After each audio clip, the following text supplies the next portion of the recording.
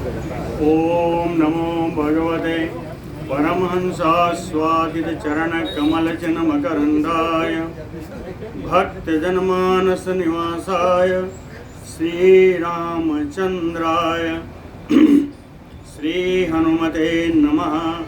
श्री गुरुचरण कमलेभ्यो नमः।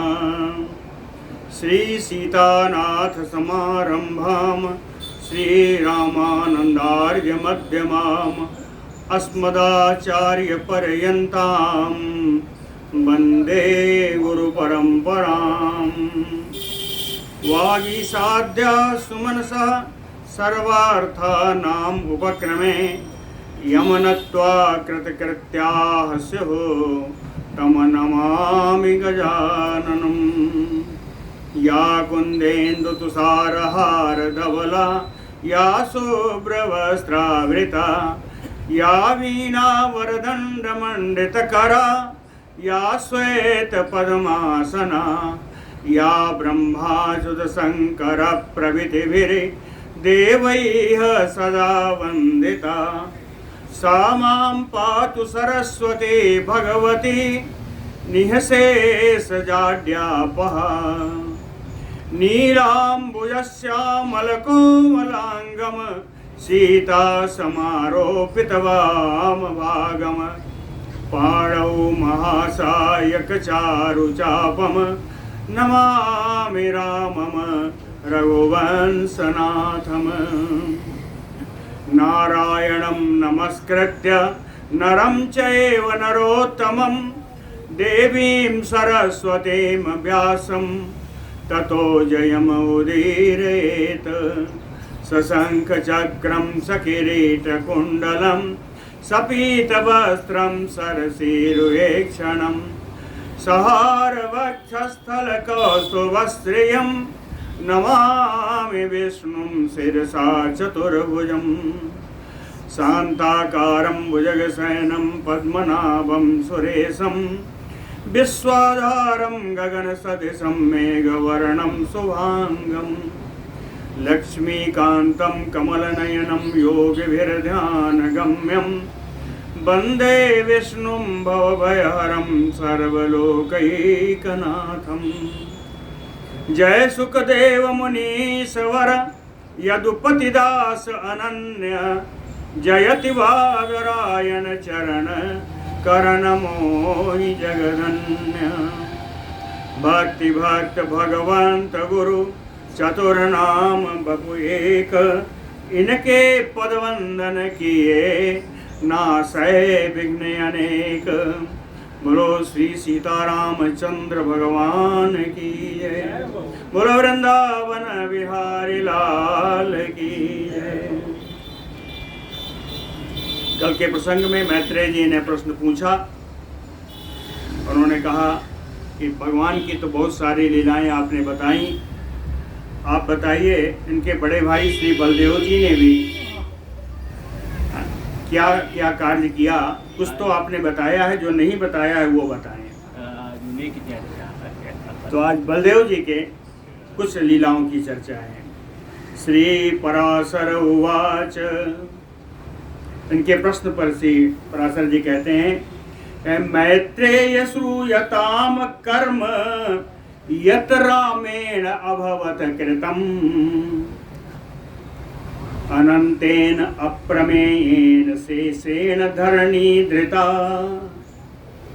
पराशर जी कहते हैं, मैत्रेय जी अनंतेन जो अनंत संज्ञा से विभूषित हैं, अप्रमेयेन जो अनुपम है, शेषेण जो शेषावतार हैं, धरणी धृता जो पृथ्वी को धारण करने वाले हैं, रामेण ऐसे भगवान बलराम जी के द्वारा यत कर्म अभकृतम अभवत जो उन्होंने कर्म किया है, कहते हैं मैं बताता हूँ। श्रूयताम आप उसको सुनिए।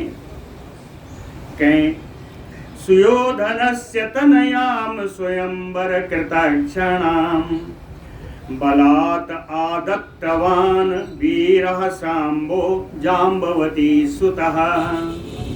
एक बार की बात है कि जाम्बवती नंदन श्री सांब जी ने, जाम्बवती नंदन वीरः सांबः, जाम्बवती नंदन परमवीर सांब ने स्वयंवर कृत क्षणाम, क्षणाम माने अवसर, कहे स्वयंवर के अवसर पर सुयोधनस्य तनयाम, सुयोधन दुर्योधन की पुत्री को बलात् आदत्तवान, बलपूर्वक उनका हरण कर लिया स्वयंवर के समय।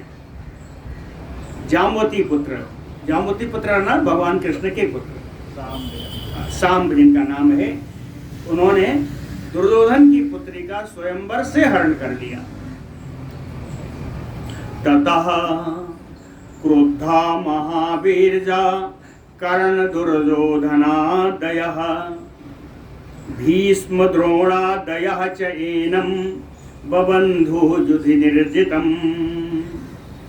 ततः क्रुद्धा, तब क्रुद्ध होकर के महान पराक्रमी कर्ण, दुर्योधन, भीष्म पितामह, गुरु द्रोण आदि ने युधि निर्जितम, युद्ध में सांब को पराजित करके बबंधु बांध लिया, सांब को इन सब ने बांध लिया। तत् श्रुत्वा यादवा सर्वे क्रोधम दुर्योधनादिषु मैत्रेय चक्रुः कृष्णः च तत निहंतुम महाउद्यमम्। कहते हैं ततः तत्श्रुत्वा, जाम्बवती या सांब के बंधन का समाचार सुनकर के सर्वे यादवा क्रोधम दुर्योधनादिषु, दुर्योधनादिषु ये सप्तमी है, दुर्योधन आदि पर बड़ा क्रोध किया सारे यादवों ने। चा कृष्ण, और भगवान कृष्ण भी तान निहंतुम, तान कौरवान निहंतुम, इन कौरवों को मारने के लिए महाउद्यमम चक्रुः, बड़ी तैयारी की, मारने के लिए बड़ी तैयारी की। लेकिन उसी समय तान निवार्य बलः प्राह मदलोल कलाक्षरम मोक्ष्यन्ति ते मदवचनात् यास्यामि एको हि कौरवान्। बलः, बलदेव जी, कौन बलदेव जी? कहते हैं मदलोल कलाक्षरम, मदिरा के मद से जिनके अक्षर मतलब वाणी, हाँ वाणी जिनकी लड़खड़ाती हुई थी, अपनी लड़खड़ाती हुई वाणी से तान निवार्य, सारे यदुवंशियों को रोक करके प्रा कहा, क्या कहा? कहे कौरवान मत बचनात् ते मोक्ष्यन्ति, कहे ये जो कौरव लोग हैं, मैं जाके कहूंगा मेरे बात से ही उसको सांब को छोड़ देंगे, लड़ाई जरूरत नहीं है। ते कौरवान मत बचनात् मोक्ष्यन्ति, इसलिए यास्यामि एको, मैं अकेले ही जाऊंगा, तुम लोग जाने की जरूरत नहीं, मैं अकेले ही जाऊंगा। बलराम जी ने कहा मैं अकेले जाऊंगा। श्री पराशर उवाच बलदेवः ततो गत्वा नगरं नागसाहुयम् बाह्य उपवन मध्ये अभूत न विवेश तत्पुरम्। बलदेवः ततो, तदनंतर श्री बलदेव जी नाग स्वाहयम नगरम गत्वा, नाग साहुयम, साहुयम स्थान निवास, नाग माने हस्ती हाथी, तो हाथियों का पुर यानी हस्तिनापुर, तो नाग स्वाहेयम अर्थात हस्तिनापुरम नगरम गत्वा, हस्तिनापुर नगरी जाकर के बलदेव जी बाह्य उपवन मध्य अभूत, हस्तिनापुर के बाहर के उपवन में ही, उपवन के बीच में जाकर के बैठ गए। न विवेश तत्पुरम, नगर हस्तिनापुरी नगर में प्रवेश नहीं किया। बलम आगतम आज्ञाय, बलम आगतम आज्ञाय भूपा दुर्योधनादयः, गाम अर्घ्यम उदकम चैव रामाय प्रत्यवेदयन्। बलदेव जी को अपने उपवन में आया हुआ जान करके दुर्योधन आदि जितने राजागण थे, गाम अर्घ्यम उदकम, गौ अर्घ्य और जल आदि लेकर के रामाय प्रत्यवेदयन्, बलराम जी के सामने आकर के उनको अर्घ दिया, उनको गाय का दर्शन कराया, है ना, ये सब कुछ किया पूरा।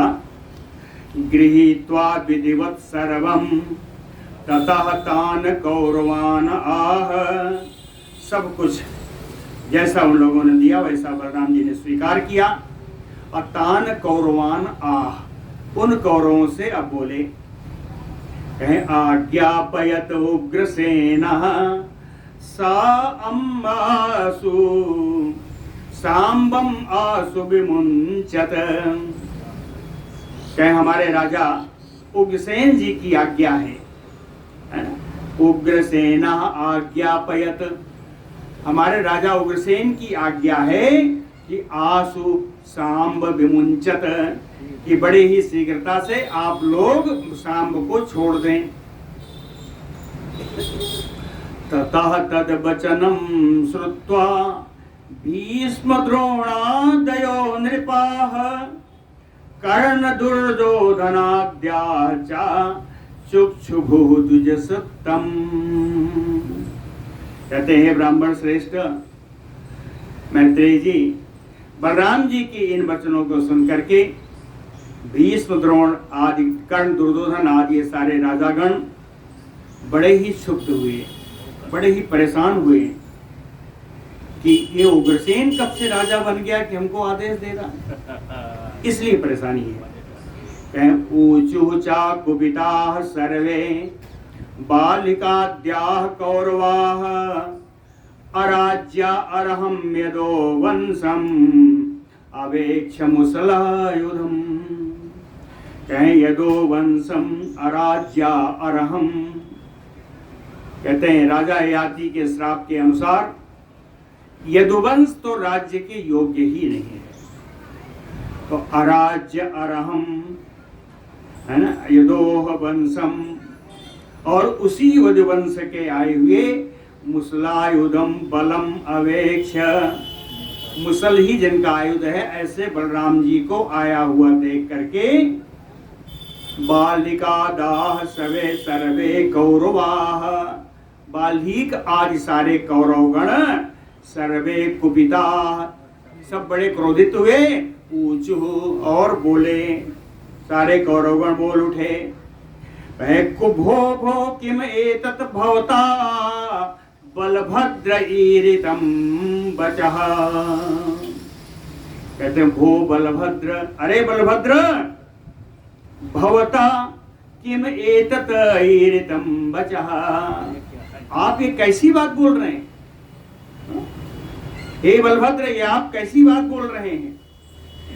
आज्ञाम कुरुकुलोत्थानाम यादवः कः प्रदास्यति, कः यादवः, कहे ऐसा कौन यदुवंशी आ गया जो कुरुकुलोत्थानाम, कुरुवंश में उत्पन्न राजाओं को जो आज्ञा प्रदान करेगा, ऐसा कौन यदुवंशी आ गया जो कुरुवंशियों को आज्ञा प्रदान करेगा?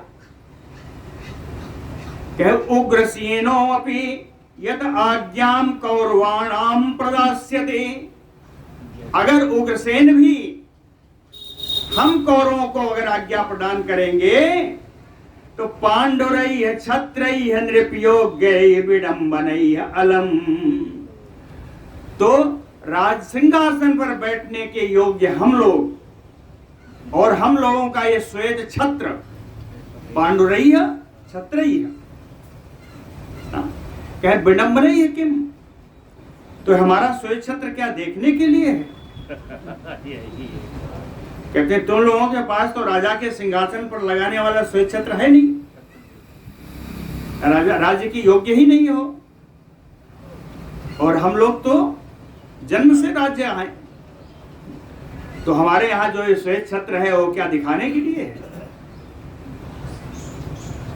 तद गच्छ बल मावा त्वं सांबम अन्याय चेष्टितम विमोक्ष्यामो ना भवतः चा उग्रसेनस्य शासनात्। कहते हैं हे बलराम जी, तद गच्छ मावा तुम, अब तुम यहां से जाओ या रहो। कहते हैं बलराम जी, अब तुम यहां से जाओ या रहो। भवतः च उग्रसेनस्य शासनात्, आपकी और उग्रसेन की आज्ञा से अन्याय चेष्टितम सांबम नाभिमोक्ष्यामो, अन्याय पूर्ण कार्य करने वाले इस सांब को हम लोग नहीं छोड़ेंगे। तुम्हारी इच्छा हो तुम रहो, तुम्हारी इच्छा नहीं हो जाओ। कहते हैं अगर ऐसा था तो अभी अर्घ्य आदि क्यों ले आए? तो कहते हैं इसका भी उत्तर दिया, कहे प्रणति ही या कृता अस्माकं मान्यानाम कुकुरांधकैः ननाम सा कृता का इयम याज्ञा स्वामी निवृत्त्यतः। कहते हैं पूर्व काल में कुकुरांधकैः अस्माकं मान्यानाम, कहे कुकुर वंशी अंधक वंशी जितने यादवगण थे पूर्व काल में हम उनके सम्मान के योग्य थे, हम उनके से सम्मानित थे। और कृता प्रणति ही या, और वो लोग हमको प्रणाम करते थे, नमस्कार करते थे।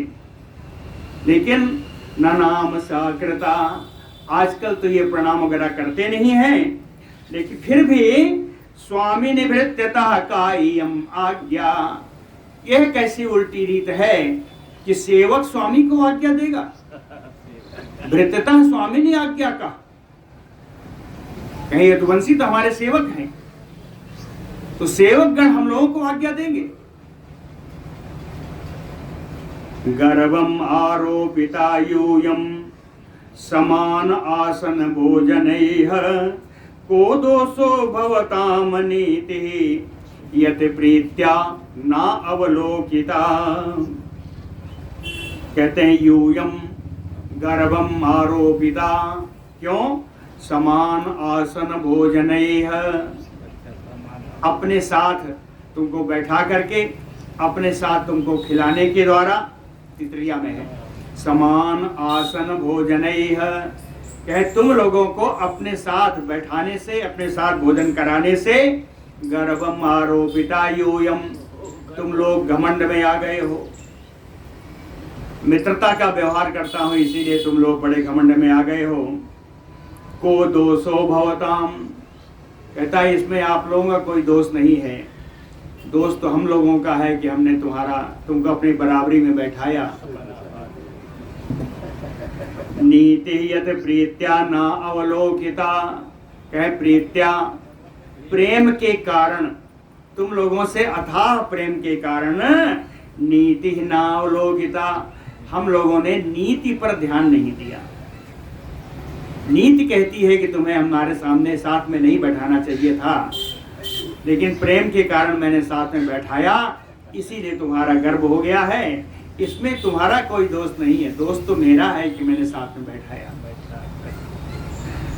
अस्माभि अर्घो भवतो यो अयम बल निवेदिता, कहते हैं हे बलराम, ये जो अर्घ्य आदि हमने आपको निवेदन किया, प्रणम प्रेमणा एतत्, क्या ये सब मैंने प्रेम पूर्वक किया था। प्रेमणा एतत् न एतत् अस्माकं कुलादि अस्मत् कुलोचितम, यह अर्घ्य आदि प्रदान करना तुम लोगों को हमारे कुल के लिए उचित व्यवहार नहीं है, लेकिन प्रेम है इसलिए प्रेमणा कृतम, प्रेम से मैंने किया। ऐसा ये सब बोले सारे कौरव लोग। श्री पराशर उवाच इति उक्त्वा कुर्वः सांबं मुञ्चामो नाहरे सुतम् कृत एक निश्चयाः तूर्णं विवसुः गजसाह्वयम्। कृत एक निश्चयाः, इस प्रकार यह निश्चय करके, इति उक्त्वा कुर्वः, ऐसा बलराम जी से कह करके सारे कौरववंशीय एक निश्चय पर कहे कि निश्चय क्या था कि हरे सुतम सांबम नामुंचामो, कि कृष्ण पुत्र सांब को हम लोग नहीं छोड़ेंगे। ये निश्चय कर लिया। निश्चय करके तूर्णम विविशुः गजसाह्वयम, गजसाह्वयम वही फिर हस्तिनापुर है। तूर्णम शीघ्रम, बड़ी शीघ्रता से सब हस्तिनापुर में प्रवेश कर गए। अकेले बलराम जी बैठे। बलराम जी कहते हैं मत्तः कोपेन च आघूर्णम ततो अधिक्षिप्येप जन्मना उत्थाय पार्ष्ण्या वसुधाम जघान सा अलायुधः। सा अलायुधः कहे मत्तः, मदिरापान में मस्त श्री बलराम हलधारी बलराम जी क्या अधिक्षेक जन्मना कोपेन, अधिक्षेप अपमान, अपमान से उत्पन्न क्रोध के द्वारा, अधिक्षेप जन्मना कोपेन, है ना, अपने कौरवों के द्वारा किए गए इस अपमान से उत्पन्न क्रोध के द्वारा आघूर्णम, घूरते हुए, उत्थाय उठे और वसुधाम पार्ष्ण्याम जघान, और पृथ्वी पर एक जोर से एक लात मारी। पृथ्वी पर पैर, जोर से पैर रखा। पृथ्वी की क्या हाल हुई? ततो विदारिता पृथ्वी पार्ष्णिघातात् महात्मनः, महात्मनः पार्ष्णिघातात्, महात्मा बलदेव जी के पैर के आघात से पृथ्वी विदारिता, पृथ्वी फट गई। आस्फोटयामास तदा शब्देन दिशा पूरयन, और इतना शब्द उत्पन्न हुआ कि सारी दिशाएं गुंजरित हो गई। अहो मदावलेपो अयम असाराणाम दुरात्मनाम कौरवाणाम महीपत्वम अस्माकं किल कालजम। कहें अहो असाराणाम दुरात्मनाम, कहते हैं अरे तत्वहीन दुरात्माओं, कौरवों, दोनों तीनों लिखा है, असाराणाम दुरात्मनाम कौरवाणाम, कहें तत्वहीन दुरात्मा कौरवों, मदा अलोपो अयम, तुम लोगों को बड़ा घमंड हो गया है। क्या कहें महीपत्वम, कि तुम हमेशा से राजा हो, तुम्हें राजा होने का बड़ा घमंड हो गया है। अस्माकम किल कालजम, क्या हम लोग इस समय के राजा हैं? क्या हम सामयिक यानी क्षणिक राजा हैं? राजा तो हम भी हैं। कहे उग्रसेना सम अध्यास्ते सुधर्माम न सचीपते, हमारे राजा उग्रसेन सुधर्मा सभा में विराजते हैं। उस सभा में सची महारानी के पति इंद्र भी नहीं। हमारे राजा उग्रसेन सुधर्मा सभा में विराजते हैं। धिंगमानुषः, कहते हैं हे कौरवों, तुम्हें मनुष्य होने पर धिक्कार है। क्यों? कहे सत उच्छिष्टे नृपासने ऐसाम तुष्टि, कहे तुम्हारे पहले सैकड़ों तुम्हारे कुल के राजा लोगों ने जिस सिंहासन को भोगा है, उसी सिंहासन में तुम लोग बड़े संतुष्ट हो। तुम्हारे पूर्व सैकड़ों राजाओं ने जिस सिंहासन का उपभोग किया, वही सिंहासन तुम्हें परंपरागत से प्राप्त है, और हमारा सिंहासन तो मेरा बनाया हुआ है। द्वारिका नगरी बनाई हुई। और भी बताया, कहे पारिजात तरोह पुष्प मंजरी बनिता जनः बिभर्ति यस्य भृत्यानाम सोऽपि एषाम न महीपतिः। कहते हैं यस्य भृत्यानाम, जिसके सेवक गण, बनिता जनः, जिनके सेवकों की स्त्रियां, पारिजात तरोह पुष्प मंजरी विभर्ति, पारिजात के वृक्ष की पुष्प के गुच्छे अपने सिर पर धारण करती हैं अलंकार के रूप में। सोपिये साम नमहे पते। कहते हैं ये जो महाराज हैं वहां पर उग्रसेन जी, वो कौरवों के महाराज नहीं हैं, ये हमारे महाराज उग्रसेन है, जिनके राज्य में सेवकों की पत्नियां भी पारिजात पुष्प के वृक्ष से अपना केस संवारती। समस्त भूतानाम समस्त भूभृताम नाथ उग्रसेना सा तिष्ठतु। ऐसा उग्रसेन, ये हमारे राजा उग्रसेन समस्त भूभृताम, संपूर्ण राजाओं के नाथ तिष्ठतु, स्वामी के रूप में हुए। अद्य, और प्रतिज्ञा किया वहीं पे, अद्य निष्कौरवाम उर्वीम कृत्या यास्यामि तत्पुरीम। आज ही इस पृथ्वी को कौरवों से विहीन कर दूंगा। अद्य निष्कौरवाम उर्वीम कृत्वा तत्पुरीम, किसकी? उग्रसेन जी के। उग्रसेन जी की राजधानी द्वारिका में मैं जाऊंगा, यहां से या कौरवों का विनाश करके, इस पृथ्वी से कौरवों का विनाश करके उग्रसेन जी की राजधानी द्वारकापुरी जाऊंगा। ऐसा सुनते ही कर्णम दुर्योधनम द्रोणम अद्य भीष्मं सबालिगम दुःशासनादीनिं भूरिं च भूरिश्रवसमेव सोमदत्तं सलं चैव भीम अर्जुन युधिष्ठिरान् यमौ च कौरवान् च अन्यान् हत्वा सा अश्वरथद्विपान् वीरम् आदाय तं सांबं सपत्नीकं ततः पुरीम्। प्रतिज्ञा है भगवान, हाँ, बलराम जी की। उन्होंने कहा कर्ण को, दुर्योधन को, द्रोण को, भीष्म को, बाल्लीक को, दुशासन को, भूरि को, भूरिश्रवा को, सोमदत्त, सल, भीम, अर्जुन, युधिष्ठिर, यमौ, यमौ माने जोड़े, नकुल, सहदेव को, कौरवान चान्यान हत्वा, कहे और सारे जितने कौरव हैं उन सबको मार करके, सा अश्वरथ द्विपान, इनके घोड़े, हाथी, इनके रथों को नष्ट करके, वीरम सांबम सपत्नीकम आदाय, अपने पुत्र वीर सांब को पत्नी के सहित लेकर के, ततः पुरीम द्वारिकाम, तब मैं द्वारिकापुरी जाऊंगा और वहां जाकर के उग्रसेनादीन बांधवान द्रक्ष्यामि। उग्रसेन, राजा उग्रसेन आदि अपने सारे बंधु बांधवों का दर्शन करूंगा यहाँ इन सबको मारने के बाद, और सांब को पत्नी सहित ले जाकर के। इतनी बड़ी प्रतिज्ञा कर दी। कहे अगर ऐसा न कर पाए तो दूसरा विकल्प, अगर न कर पाया तो क्या करेंगे?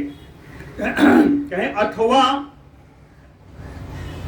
कौरवासम समस्तैः कुर्भिः सह भागीरथ्याम क्षिपाम वासु नगरम नागसावयम्।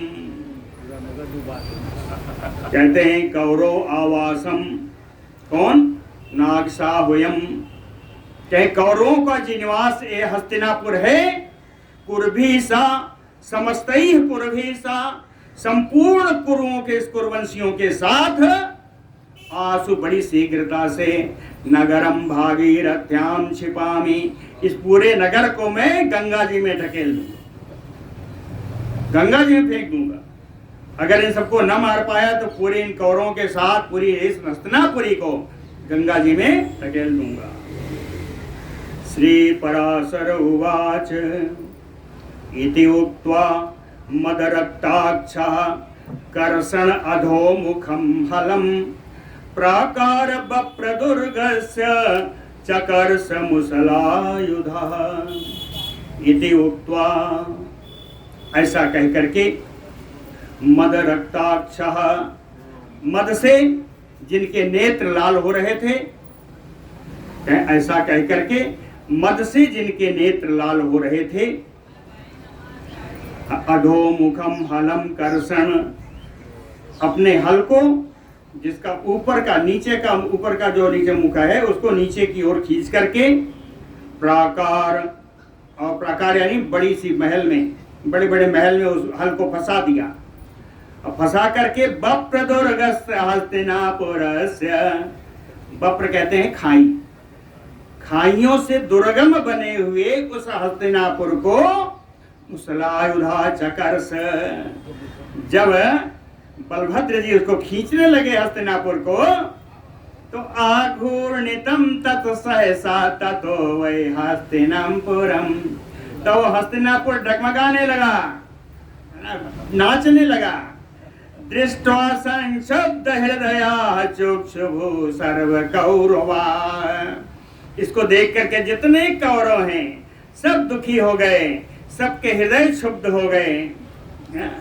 और कहने क्या लगे, सब कहने लगे राम राम महाबाहो क्षम्यताम क्षम्यताम त्वया। हे महाविशाल भुजाओं वाले बलराम जी, हे बलराम जी, आप हम लोगों को क्षमा करो, क्षमा करो। उपसंग्रियताम कोपः, अपना क्रोध शांत करिए, प्रसीद हम लोगों पर प्रसन्न होइए। हे मुसलायुध, मुसल ही आयुध जिनका है ऐसे बलराम जी, हे बलराम जी आप क्रोध शांत कर लीजिए, हम लोगों पर प्रसन्न होइए, और जो आप चाहते हैं वो मैं आपको दे रहा हूँ। हाँ, कहें एस सांबः सपत्नी कहा तव निर्याति तो बल। हे बलराम जी, आपके पुत्र सांब को उसकी पत्नी के साथ मैं आपको अर्पण कर रहा हूँ। अभिज्ञात प्रभावानाम, आपका प्रभाव हम लोगों का ज्ञात नहीं था, आपका इतना प्रभाव है हमको ज्ञात नहीं था। क्षम्यताम अपराधिनम, हम अपराधियों को आप क्षमा करिए। क्षम्यताम अपराधिनम। श्री पराशर उवाच ततो निर्यातयामासु सांबं पत्नी समन्वितं निष्क्रम्य स्वपुरात् तूर्णं कौरवा मुनि पुंगव। पराशर जी कहते हैं, मुनि श्रेष्ठ मैत्रेय जी, तब कौरव लोग सांबम सपत्नी समन्वितम, सांब को उनकी पत्नी के साथ स्वपुरात तूर्णम निष्क्रम्य, अपने नगर हस्तिनापुर से निकल करके निर्यातयामासु, आकर के बलदेव जी को अर्पित किया। भैया आप किया रो और आप ले। कौन कौन आए? भीष्म द्रोण कृपादीनाम प्रणम्य बदताम प्रियम शांतम एव मया इतियाह बलो बलवताम बरह। बलवताम बरह बलो, बलवानों में श्रेष्ठ श्री बलराम जी। बदताम प्रियम, जो आज बड़ा प्रिय बोल रहे हैं। भीष्म द्रोण कृपादीनाम प्रणम्य, भीष्म द्रोण कृपाचार्य आदि आकर के प्रणाम पूर्वक बड़ा ही प्रिय बोलने वाले इन सबको आह बलभद्र जी ने कहा मया शांतमेव, कि जाओ मैंने तुम लोगों को क्षमा कर दिया। मया शांतमेव, जाओ मैंने क्षमा कर दिया। अद्यापि आघूर्णिताकारं लक्ष्यते ततपुरं द्विज। पराशर जी कहते हैं, ब्राह्मण मैत्रेय जी, आज भी हस्तिनापुर गंगा जी की तरफ झुका हुआ है। एस प्रभाव रामस्य बल शौर्य उपलक्षणः, कहते हैं आपने जो पूछा था वो मैंने बताया। यह बलराम जी की वीरता है, बलराम जी का पराक्रम है, बलराम जी का यही चिन्ह है। ततः तो कौरवाः सांबं संपूज्य हलिना सह, तब सारे कौरवों ने हलिना हलधारी बलराम जी के साथ सांब का विधिवत पूजन करके प्रेषयामासु उदवा धन भार्या समन्वितम, दहेज आदि दे करके बहुत सारा प्रचुर मात्रा में धन आदि दे करके अब उसकी सांब को पत्नी सहित इनको विदा किया। बोलो भक्तवत्सल भगवान की जय। ये सांब का विवाह हो गया। श्री पराशर उवाच, कहें मैत्रेय एतद् बलं तस्य बलस्य बलशालिनः कृतं यत् अन्यत्तेन अभूत विश्रूयताम त्वया। कहे मैत्रेय जी, तद बलम तस्य बलस्य बलशालिनः, बलशाली बलराम जी का बल मैंने आपको बताया। कृतम यत अन्येन, और जो दूसरा उन्होंने बलपूर्ण कार्य किया है, अभूत तद अपि, मैं उसको भी बता रहा हूँ, उसको भी आप श्रूयताम त्वया, वो समाचार भी आप सुन लीजिए। क्या है? कहते हैं नरकस्य असुरेन्द्रस्य, है ना समय अभी? हाँ बस ठीक है।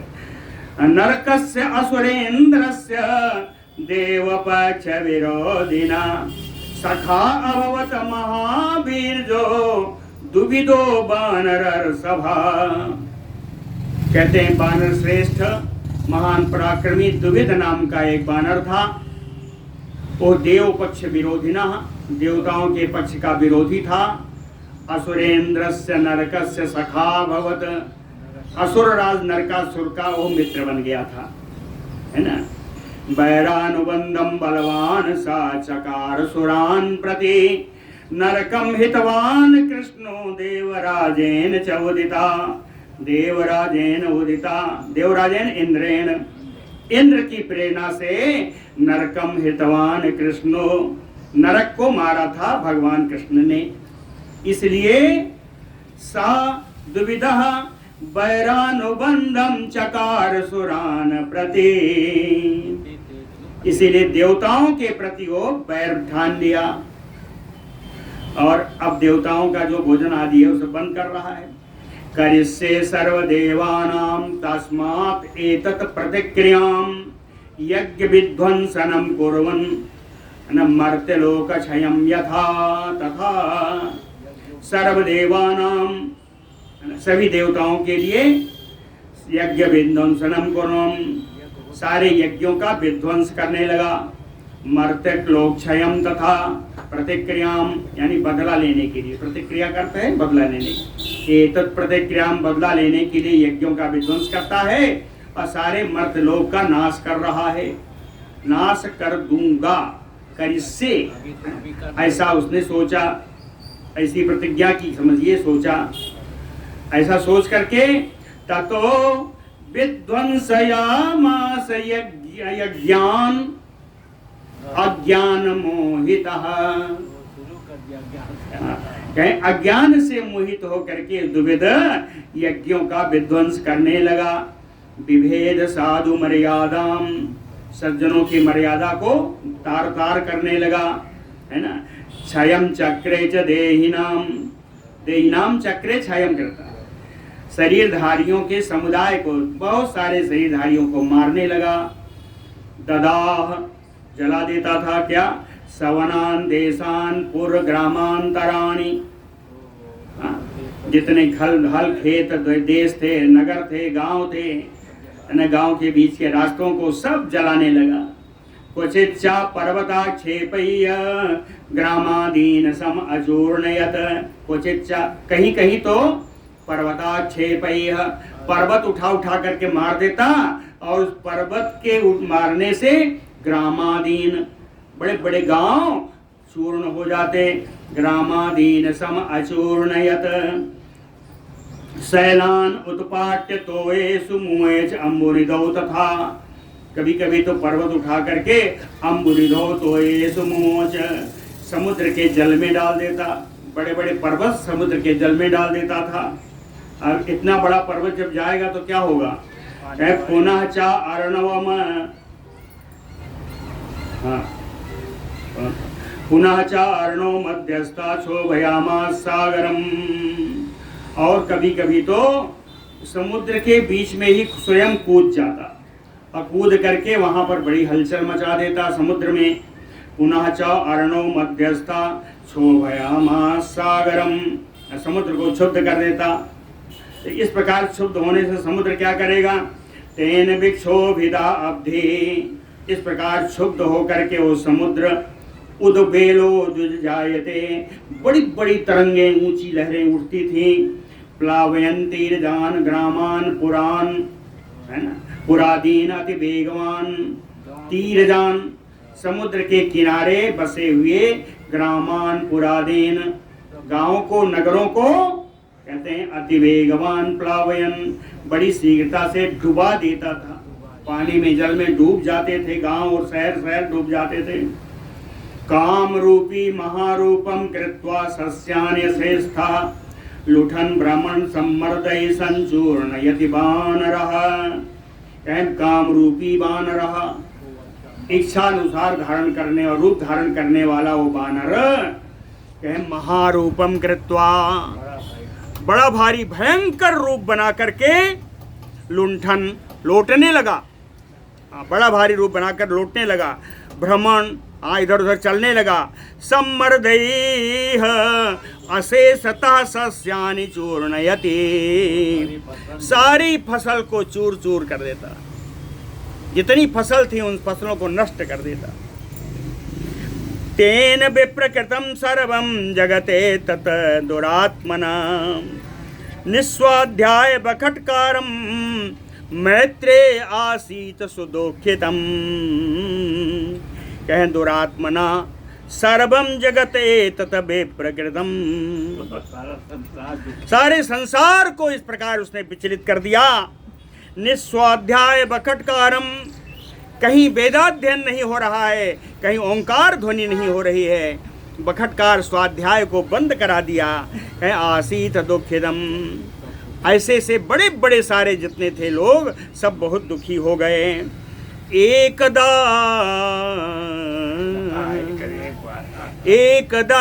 रैवतोद्याने, एकदा रैवतोद्याने पपौ पानम हलायुधा।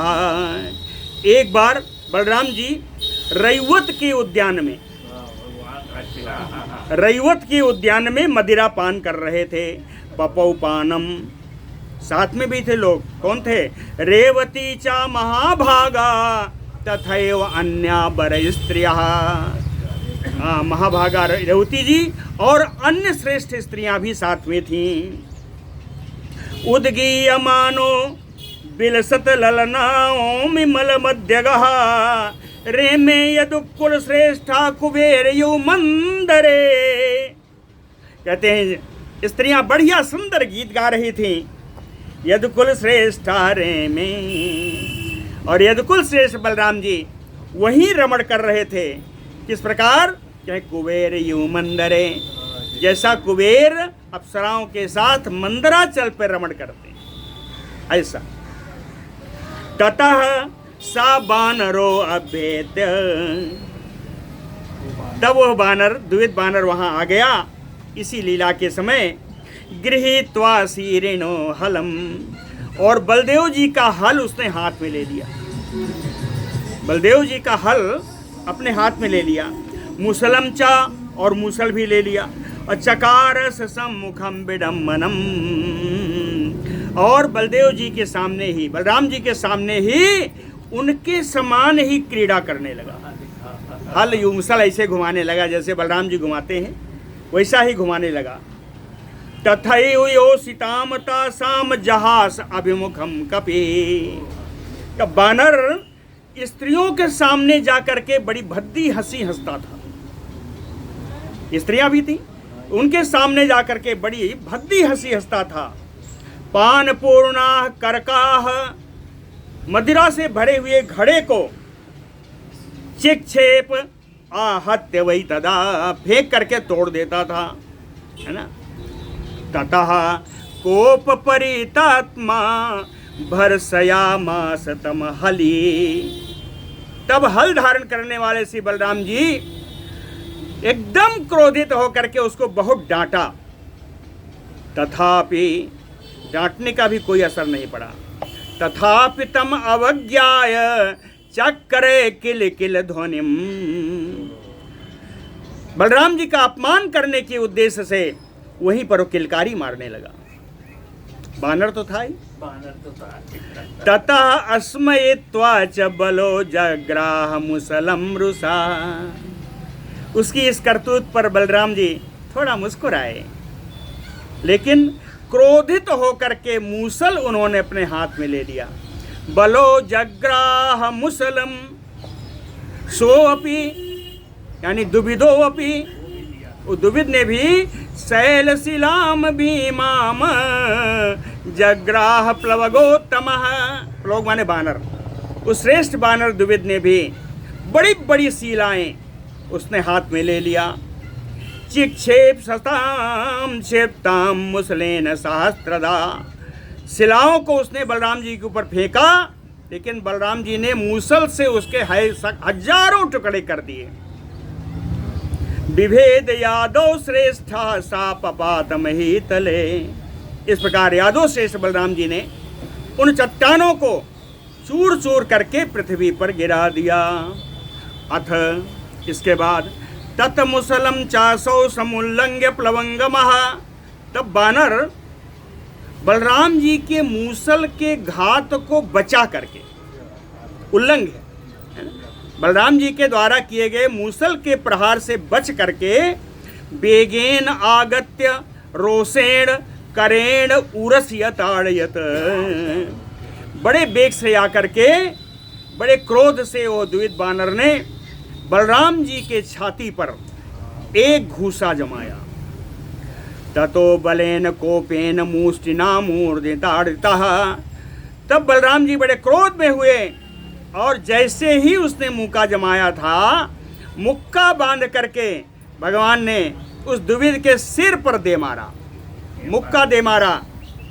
अब भगवान का मुक्का बलराम जी का, कहते हैं पपात रुधिरोदगारी दुविधा क्षीण जीविता, वो गिरा और उसके मुख से हर जगह से रक्त बहने लगा, गिरा और उसका जीवन लीला समाप्त हो गई। पतता तर शरीरेण गिरिशृंगम असीरयत, उसका जब शरीर गिरा दुविद का इतना भारी था कि उसके शरीर जब गिरा तो पहाड़ों की चोटियां नीचे चूर चूर हो गई। गिरेह श्रृंगम असीरयत, किस प्रकार, कहें सतधा वज्र वज्रेण एव विदारितम, जैसे वज्रधारी इंद्र के वज्र से पर्वत चूर चूर हो जाते हैं, वैसा उसके गिरने से चूर चूर हो गया। पुष्पवृष्टिम ततो देवा रामस्य उपरिचेक्षिपो, तब बलराम जी के ऊपर से फूलों की वर्षा होने लगी। प्रशंसो ततो अव्येत साधु एतत्ते महत्कृतम, बलराम जी की जय जयकार होने लगी, बड़ी प्रशंसा होने लगी कि हे भगवान, आपने बड़ा भारी कार्य कर दिया। अनेन दुष्ट कपिना दैत्य पक्षोपकारिणा, कहें दैत्यों का पक्ष लेने वाला इस दुष्ट बंदर के द्वारा जगत निराकृतम वीर, कहें पूरे संसार का इसने नाश कर रखा था। कहते हैं हे वीर, हे बलराम जी, दिष्टया सक्षमयम आगतः, दिष्टया का अर्थ होता है सौभाग्येन, कहें सौभाग्य की बात है कि आज इसका नाश हो गया। दिष्टया सक्षयम आगतः इति उक्त्वा दिवम आजगमुह देवा हृष्टा सगोह्यका, ऐसा कह करके देवलोग, देवता लोग, यक्ष लोग जितने भी आए थे सब लोग स्वर्गलोक को चले गए। श्री पराशरोवाच, पराशर जी कहते हैं हे मैत्रेय, बलराम जी के बारे में और कुछ सुनना है? कहते हैं एवं विधानि अनेकानि बलदेवस्य धीमतः कर्माणि अपरिमेयानि शेषस्य धरणी भृतः, कह धीमतः बलदेवस्य, हे मैत्रेय, परम बुद्धिमान बलराम जी की एवं विधानि अनेकानि, इसी प्रकार के अनेकानेक बैठे देखे नहीं, अनेकानेक कार्य हैं, कर्माणि अपरिमेयानि, जिसकी कोई तुलना नहीं हो सकती। क्यों? कहें ये तो धरणी भृतः शेषस्य अवतारा, ये तो धरणी धारण करने वाले भगवान शेष के शेषावतार हैं। बोलो भक्तवत्सल भगवान की जय। यहाँ बलराम जी का भी चरित्र उन्होंने पूरा कर दिया। अब आगे 2 दिनों में यदुवंशियों को श्राप कैसे मिला, यदुवंशी ऋषियों द्वारा यदुवंशियों का नाश कैसे होगा, भगवान का स्वधाम गमन अगले 2 दिनों में हम लोग सुनेंगे। बोलो भक्तवत्सल भगवान की।